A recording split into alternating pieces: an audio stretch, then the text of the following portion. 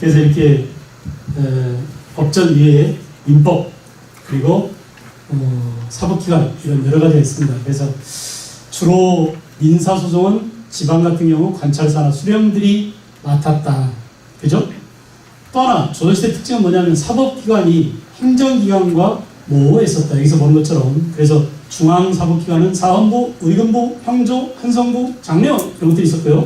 장려원은 노비를 관장하는 기관이라고 했죠. 한성부는 서울시에 해당되는, 이게 특이하죠. 지금하고 좀 다른 점입니다. 형조는 오리지널 사법기관이고요.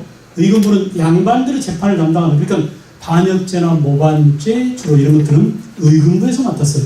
그리고 사헌부는 관리들의 비리나 부정을 감찰하는 감사원쯤 될까요? 그 다음에 지방 관찰사나 수령이 재판을 했었고요. 재판에 있어서 1심 재판, 2심 재판, 신급제도가 있었다. 또 신문과 격쟁과 같은 이런 소통을 하는, 국왕에게 직접 일반 백성이 소통을 하는 수단이니까 잘 알아두세요.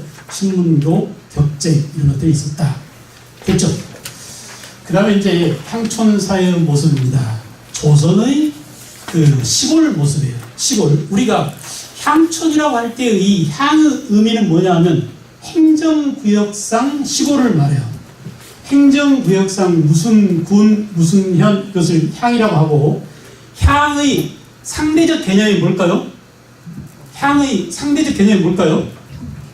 응? 향의 상대적 개념이 뭘까요?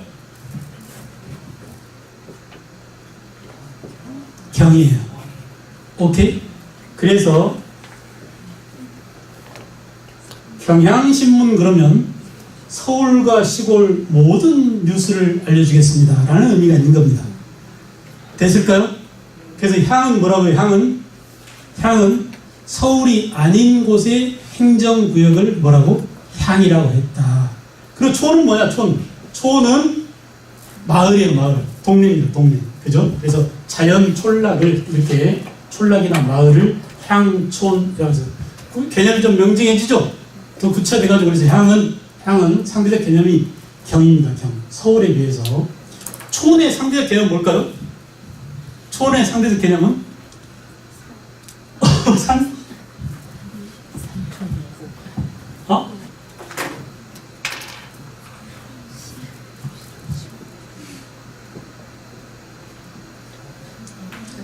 도예요, 도. 도시, 도. 도자 맞죠? 내가 생각해도 지금 헷갈려요. 도, 촌. 제가 지금 생활을 어떻게 하고 있냐면, 사도, 삼촌 생활하고 있어요. 3일은 촌에서, 4일은 도시에서. 그래서 3일은 촌 안산에서 살고 있고, 4일은 도시 대전에 살고 있어요. 대전이 무슨 도촌 아니에요? 라고 하는데, 안산이 촌이더라고요. 안산은 서울에서 이만큼 떨어져 있잖아요. 그리고 안산 가운데 제가 반호를 사는데, 반호는 안산 중심가에서 뚝 떨어져요. 완전 촌이에요. 논 가운데 아파트가 있어요. 개구리 소리 들고 막 난리도 아니에요. 여름되면. 그래서 여기서 3일 살고, 대전 둔산에 있는데, 둔산은 완전히 그냥 휘황찬란합니다. 완전 도시예요, 거기는. 그래서 도시에서 4일 살고 이상적인 삶을 살고 있죠. 전원 그렇게 안 해요. 나의 문화유산 답사기를 쓰셨던 유홍준 교수님도 서울에서 3일 살고 공주에서 4일 살고 이렇게 하면서 자기도 사촌 3동가 이렇게 살고 있다고 그러는데 아주 좋아요. 그 공기 이런 것이 좋은 것이 아니라 하여간 지금 무슨 얘기가 이거 같아? 촌의 상대적 개념이 뭐라고? 도시예요, 도시. 그래서 이렇게 자, 이처럼 이렇게 향과 촌으로 구분돼서 우리 향촌 할 때는 이 두 가지 개념을 함께 묶어서 말합니다. 지방제도 정비. 조선시대 지방제도는 부, 목, 군, 현. 그 밑에 전부 다 지방관을 파견했죠. 고려시대는 지방관을 파견하지 못한 경우가 많았어요. 그죠? 그래서 고려시대 지방관을 파견한 군을 주군, 파견하지 못한 군을 속군 그랬죠. 고려시대 지방관이 파견된 현을 주현, 지방관이 파견되지 않은 현을 뭐라고? 속현 그랬었는데, 조선시대는 모든 군현에 한 곳도 빠지지 않고 전부 다 뭘 파견했어요? 지방관을 파견했어요. 알겠죠? 그만큼 우리는 이걸 뭘 말하냐? 국가의 지배력이 강화되었다라는 표현을 씁니다. 됐어요? 모든 군현의 모조리 전부 다 지방관을 파견함으로써 국가의 중앙 집권력이 강화되었다라는 표현을 쓸 수 있는 거예요. 알겠죠? 자, 그 다음에 이제 면리통은 자치기관입니다. 여기까지만 지방관이 파견되고 그 밑에 무슨 면, 무슨 리 이런 데에는 관리가 오지 않아요. 그 지방의 면장이나 이장이나 통장은 그 지방 사람 가운데 자치적으로 뽑아서 운영하고 있었다라는 얘기겠죠. 면, 리, 통 이렇게. 그 다음에 유향소는 향촌 자치, 수령 보좌, 향리 감찰, 풍속을 교정하는 그런 기능을 맡고 있었던 유향소입니다. 나중에 유향소 이름이 향청이라고 부르기도 했습니다. 유향소를 다른 말로 뭐라고? 향청이라고도 했었다. 알겠죠? 그래서 그 지방에 유력한 양반들이 모이는 곳을 뭐라고요? 유향소라고 했었어요. 유향소. 그래서 유향소 제도가 있었고, 경제소는 뭐냐? 유향소와 중앙정부를 연락하기 위해서 서울에 두었던 연락사무소예요. 그래서 서울에 있는 게 뭐라고요? 경제소. 지방에 있는 게 뭐라고? 유향소다. 알겠죠? 이렇게 조선시대는 유기적으로 중앙과 지방을 연락하는 그런 기관을 두었더랬어요. 다시 볼까요? 자, 중앙정부가 있는데 이 중앙정부 밑에 정식 의정부하고 육조가 있죠. 이 중앙정부 말고 옆에다가 사이드로 뭘 두냐면 각 지방에 경제소가 있어요. 경제소. 그러니까 경제소는 서울에 있는 곳이다 이런 뜻이잖아요. 서울 경자 있을 제자 장소 소자니까요. 근데 이건 뭐냐? 지방에 있는 누구랑 연락했어요? 향청. 향청이 다른 말로 뭐라고? 유향소라고 했죠. 그래서 이 지방의 유력 양반들의 모임이잖아요. 얘네들을 중앙에 있는 경제소가 서로 연결해가지고 이 경제소는 뭐 하는 것이냐? 내가 충청도 괴산 사람이라고 봅시다. 그럼 충청도 괴산 출신 중앙관리로 올라간 사람도 있을 거 아니에요. 서울에서 근무하고 있는 사람 있을 거 아니에요. 우리 고장 사람인데 그 사람들 모임이에요. 그러니까 쉽게 말하면 서울에서 근무하는 괴산 출신 향후의 공무원 모임이에요. 이게 뭐라고요? 경제소였어요. 이것만 있지 않고 경상도 안동이면 안동경제소, 전라도 나주면 나주경제소, 충청도 예산이면 예산경제소, 이게 다 있겠죠. 그래서 그 지방 출신 공무원들 모임이 뭐라고? 경제소입니다. 그래서 지방에 있는 양반들하고 늘 연락하는 거예요. 그래서 일러요. 야, 우리 고장 샀던 놈이 아주 이상한 또라이 새끼가 와가지고 맨날 억울한 세금을 뜯어먹게 한단다. 가서 좀 말 좀 해줘. 그러면 애들한테 가가지고 애들한테 귀에 들어가면 누가 감찰 나오겠어요? 사헌부에서 감찰이 나오겠죠. 그래 안 그래? 이렇게 중앙정부와 지방 간에 유기적인 연락을 하도록 뭘 뒀어요? 경제소를 뒀다 이겁니다. 알겠죠? 경제소. 또 중앙정부가 이번에 무슨 정책을 하려고 그런다. 알았어요? 무슨 정책, 지진을 대비해서 뭐를 하려고 그러는데 너네들 협조해라. 그러면 공문이 딱 내려가지고 얘네들이 협조를 해줍니다. 이렇게 정상적인 행정기구 말고 사이드로 이렇게 그 중앙과 지방을 연결하는 그런 경제소와 유향소를 두었다라는 점. 그 다음에 사족은 향촌의 지주, 농민을 지배하는 선비 계층이죠. 선비. 사족이라고 합니다. 사족. 향안을 작성, 양반은 양반. 사족은 양반인데 향안을 작성하고 향안은 지금부터 헷갈릴 겁니다. 머리를 쥐어뜯는 사람도 나와요. 왜냐하면 향자가 하도 많이 나오니까. 그래서 한번 정리를 할까요? 여기다가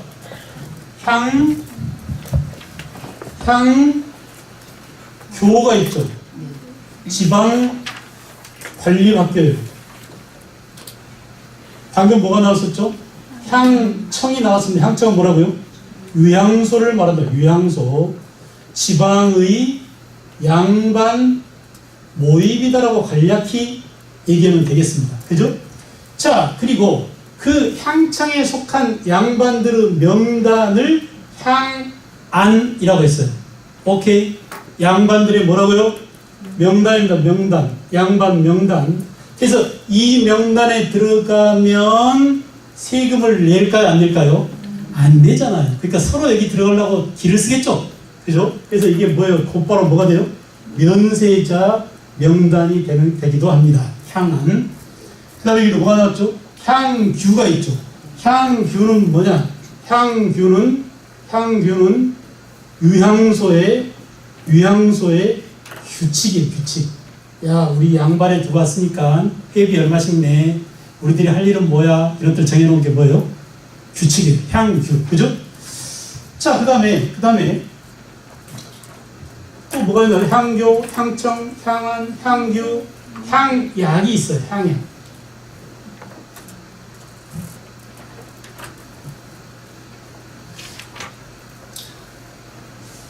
향약은 농민을 통제하기 위한 목적으로 양반과 농민이 함께 묶여진 농민 통제 조직이죠.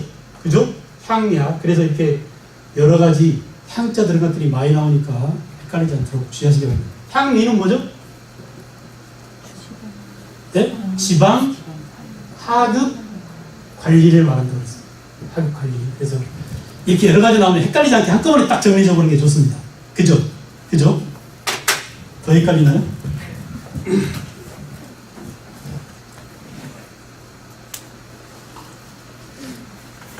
향회도 있네요. 여기 향회는 양반 모임을 말하죠.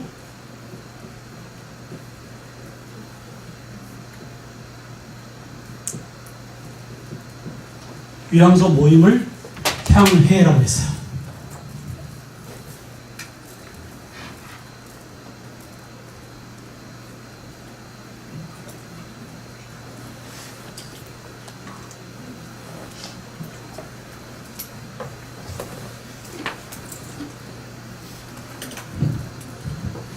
자, 그래서 사족은 뭐냐? 사족은 지방 양반을 의미하는데 향촌에 땅을 많이 가지고 있고 농민을 시켜서 그 땅을 농사짓게 하면서 땅을 토대로 농민은 멱살을 쥐고 있는 지배층이었다. 되나요?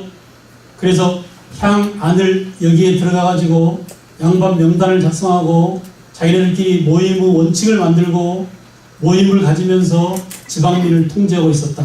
성리학적 사회 질서를 유지하기 위한 노력을 하고, 왜? 쟤네들이 배운 공부가 뭡니까? 성리학이죠. 성리학을 토대로 양반 위주의 수직적인 신분 질서나 지배 질서를 유지하기 위한 목적으로 서로 협조하고 있었다라는 겁니다. 향약이 나왔죠. 향촌 사회를 사족 중심으로 운영하기 위한 조직인데 중요한 점은 이거 보세요. 향약은 양반만 포함된 게 아니라 농민까지 묶어서 만든 조직을 말해요. 그래서 중종 때 누가 처음 만들었냐? 조광조가 처음으로 향약이라는 것을 만들었어요. 이 향약은 우리 농민들이 갖고 있는 전통적인 조직, 개, 두레 이런 거 있잖아요. 그죠? 농촌마다 개, 두레 이런 게 있죠. 노동공동체 뭐예요? 두레입니다, 두레. 그죠? 개, 두레 이런 전통 조직을 유교윤리, 삼강오륜의 유교윤리랑 같이 한꺼번에 묶어서 하나의 농촌을 교화하고 농촌 질서를 유지하고 농촌 치안을 담당하기 위한 그런 목적으로 만들었는데 사실은 향약이 뭐냐? 양반놈들이 주민들을 통제하고 위협하고 뜯어먹기 위한 수탈의 도구가 되었다는 점이에요. 아시겠죠? 향약. 아주 중요합니다. 이렇게 크게 나와요. 시험 나올 때 이 두 가지를 묶어서 나와요. 다음 중 양반들이 농민을 지배하기 위한 수단으로 삼았던 것들끼리 묶은 것은 뭐예요? 향약과 서원이에요. 아시겠죠? 서원은 뭐냐? 서원은 원래 교육기관이었잖아요. 교육기관인데 교육만 하는 것이 아니라 또 뭘 했어요? 제사까지 담당했어요. 그죠? 조선시대 그 유교, 성리학의 명현, 거유 이런 유학자들을 제사 지내면서 또 자제들을 교육시키는 교육을 담당했었는데, 자, 향약과 함께 사림의 지위를 아주 중요합니다. 향약과 함께 사림의 농민 지배력을 강화시키는데 이용해 먹었던 도구 뭐가 있다고요? 서원, 그리고 또 뭐? 향약. 이 두 가지를 묶어서 함께 생각해 주실 것. 알겠죠? 조선 후기에 사림 양반과 뗄 수 없는 두 가지 제도가 뭐가 있다고? 향약. 또 하나는 뭐? 서원. 오케이? 이렇게 서원과 향약을 묶어서 알아주실 것. 유교윤리를 보급하고 향촌 사림을 서로 단결시키고 강화시키는 역할을 서원이 담당하고 있었다. 알겠죠? 서원. 그 다음에 이제 더 깊숙이 들어갑니다. 촌락은 또 어떻게 살았냐? 촌락 모습은, 자, 농민 생활의 기본 단위이자 향촌 하천 구성의 기본 단위가 촌락이죠, 촌락. 그래서 맨 밑바닥 말단 조직으로서 면, 리가 있었고 몇 개의 리를 면으로 묶어서 조직했는데 이거 지금까지 남아있어 안 남아있어요? 지금도 여전히 남아있습니다. 알겠어요? 조선시대의 이런 촌락 시스템이 지금까지 남아있다라는 점. 자, 오가작통법 이거 아시죠? 오가작통제 5가구를 하나로 묶어서 그 중에 대방을 통수를 두고 서로 감시하도록 했어요. 여기서 생겨난 나쁜 게 뭐죠? 5집 가운데 한 집이 세금 떼먹고 도망가면 나머지 4집이 연대 책임져야 되죠. 그래요, 안 그래요? 그래서 점점 세금 부담이 늘어나는 거 아닙니까? 알겠어요? 이렇게 오가작통법 이런 것들도 지배층을 위한 그런 목적으로 만들었다는 점. 그 다음에 향촌사회 구성은 반촌과 민촌이 있었습니다. 양반들끼리 거주하는 지역을 촌락을 뭐라고? 반촌. 그러니까 같은 마을에서도 저 위에는 기아집들만 있는 거. 그 밑에는 뭐예요? 하층민들, 일반 평민이 거주하는 촌락. 그러나 이들이 아주 멀지 않아요. 그 양반이 갖고 있는 땅 옆에 뭐예요? 농사짓는 농민이 살아야 되기 때문에 큰 덩어리로는 같아요. 근데 큰 덩어리 안에서 작은 단위로 양반들이 살고 있는 촌과 그 다음에 백성, 평민들이 살고 있는, 농민들이 살고 있는 민촌이 이렇게 구분되어 있다는 점. 공동체 조직 나왔죠? 둘의 공동작업 공동체이고 신앙적 기반. 원래 이제 그 공동체는 불교 민간신앙, 우리 고려시대 뭐가 있었죠? 향도가 있었죠? 그래 안 그래? 매향풍습에 의한 향도가 있다고 그랬잖아요. 그런 불교 신앙에 기반을 둔 것 플러스 공동체 조직, 동계라든지 마을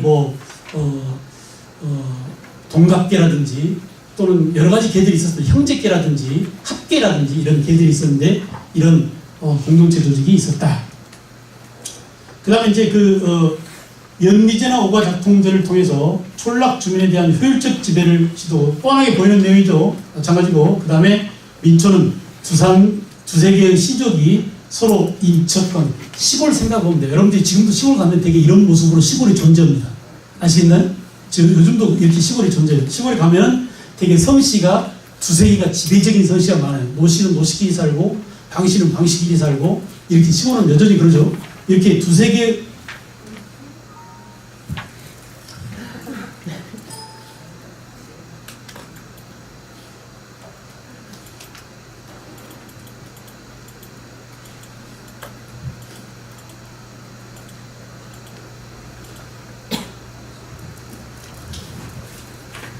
이렇게 두세 개의 성씨가 시족이 성씨잖아요. 성씨가 서로 친척 관계를 맺거나 양반과 평민, 평민과 천민이 함께 섞여서 거주할 수밖에 없었어요. 천한 일은 아무리 양반이라도 천한 일은 누구한테 시켜야 되기 때문에 천민들과 함께 천민들한테 시켜야 되기 때문에 멀리 살게 되진 않았습니다. 이렇게 삶을 유지하고 있었다. 조선시대에 깊이 있게 들어가 왔습니다. 사회의 모습까지. 알겠어요? 오늘은 여기까지 하고 이 뒤에 또 있습니다. 조선시대가 좀 남았어요. 조선시대 그 격변기, 조선 후기 사회가 격변한다고 했죠. 이런 반상제도가 무너지고 완전히 양반수가 많아지고 신분제도가 극렬하게 일어나는 17, 18세기 거쳐서 19세기가 되면 신분제도가 완전히 변화되는 그런 내용을 다음 시간에 정리하겠습니다. 제 목소리가 좀 답답하게 들려가지고 수업 들으시기 힘들었을지 모르겠는데 수고하셨습니다. 여기서 마치겠습니다.